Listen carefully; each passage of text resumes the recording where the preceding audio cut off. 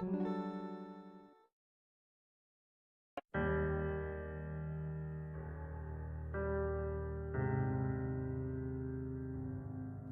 Firewatch, I would say, is probably the greatest experience I've had with interactive entertainment in the past like 10 years at least. Um, and while it might be a short game, and a lot of people say that it's not necessarily really a game, more so just like a walking simulator, or I would like to call it an interactive movie. That doesn't take away from the fact that it is interactive entertainment, and this is completely the most original sort of engaging experience I've had.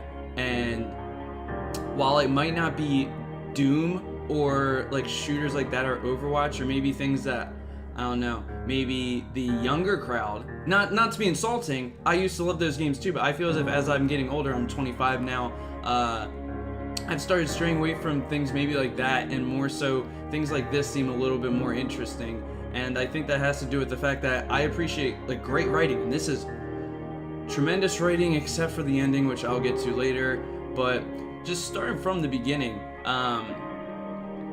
the writing just is awesome. And the great part about the game, I think, is that since you choose what you're saying just started from the beginning, it kind of makes you feel like you're molding this character and you're molding the story, even though the ending is the same throughout the whole thing. Now, I'm gonna say this before I'm gonna make a warning in the beginning of the video, but this video is definitely gonna contain spoilers. This is more for people who have beaten the game and have, you know, they just want to like maybe like watch a video and like talk about it in the comments or whatever, how they felt about it. So if you're looking if you should play this game or whatever, this isn't the video for you. I am going to be talking about the ending and anything that happens throughout the game.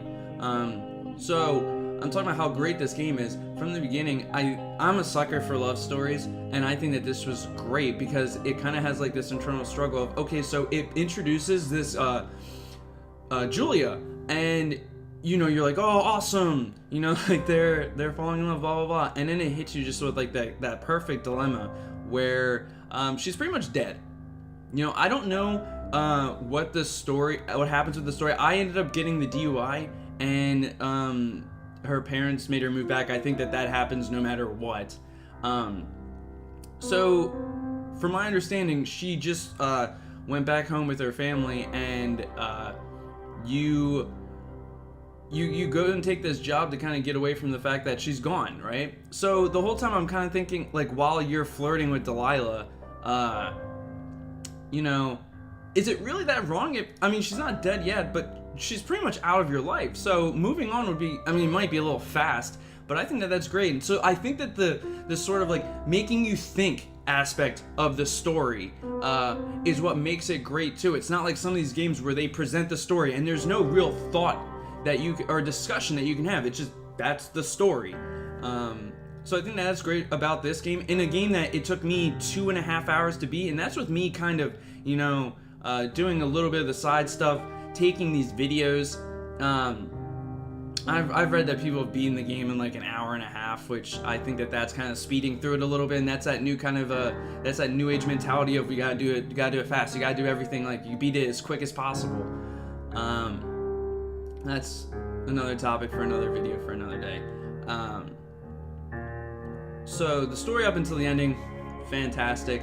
The music, there's a very limited amount of music. The soundtrack's only a half hour long, but when the music does come, it's in very appropriate times, and it's fantastic. When you find the cassette after the deer with the song, it's called Ol Shoshone. I think that was beautiful. It's so perfectly appropriate, and I think they know how to utilize the whole less is more kind of aspect with the music. So while I want to say that I wish there was more, I'm not complaining. I'm not complaining about that aspect at all. And then visually, I mean, it gets the most amount of praise for this part of the game, is that the game is gorgeous. And not only is it just gorgeous, It's stylized perfectly. The way that I was thinking about it while I was playing through is that this was sort of like a mixture between Psychonauts and Jet Grind Radio, if you know either of those two games. The setting was so interesting. 1989 in Wyoming. I thought they got it perfectly down. I mean, I've never been there, but like I wasn't even alive at the time. But I can imagine that it set the mood, you know. And I think that for art in general, I think that what separates great art from just art is invoking a feeling. And so, while being in this game, I got the feeling of I want to be there, you know, like I want to experience this, or I want to keep it going. I want to watch a movie that is in this setting, or play, you know, another game that's in this setting. Or hell, it inspired me to like maybe go out there, you know, or to something in the Midwest, or, you know, I'm from East Coast, like suburbia in Pennsylvania. So like I mean, while it is a beautiful state, I don't have anything close to something like this. But yeah, so stylized, perfect. Now for outside of the main story, actually right now in this video, this is what made me want to talk about it. There's not really that much outside of just exploring in the actual main story. There's those little things that you can find that I was just showing the papers, where I was kind of picking them up and reading them like a little bit. It wasn't interesting to me, honestly. I have read, I think, on it that it kind of connects to the main story in a little way, but it just wasn't for me. So a complaint that I do have about the game right there is that I do think that to add, like, it could have been easy to add a little bit of replayability to it, and I think that they were trying to do that with those notes in the side story, but it just kind of, you can tell that they exhausted all their creativity into the main story, which is, I would rather them do that, but there is like almost next to nothing in terms of replayability, as far as I know. You know, someone in the comments could be like blowing up about how I'm wrong about that, but so then we're starting to get towards the end of the game, and this is where I have a huge issue with the game.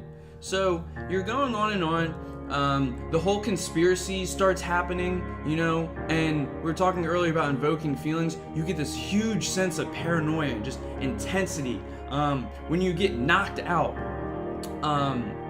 near the lake, or even this part where you put on the headphones.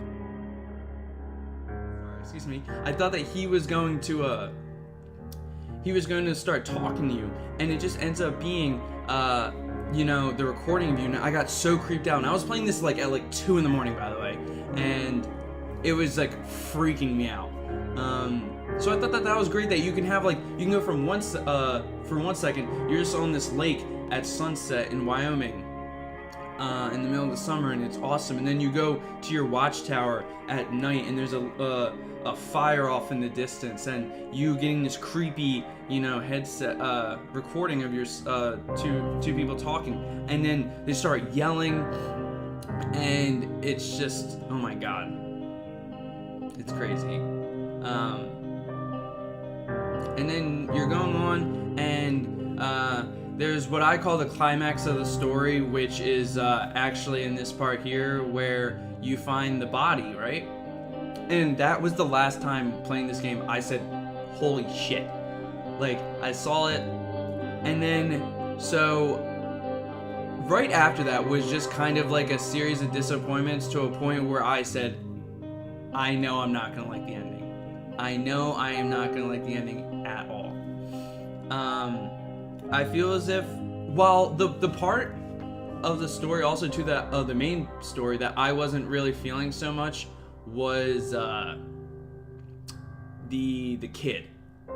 The whole story with the kid and his dad and the old park ranger, I wasn't really too interested in that.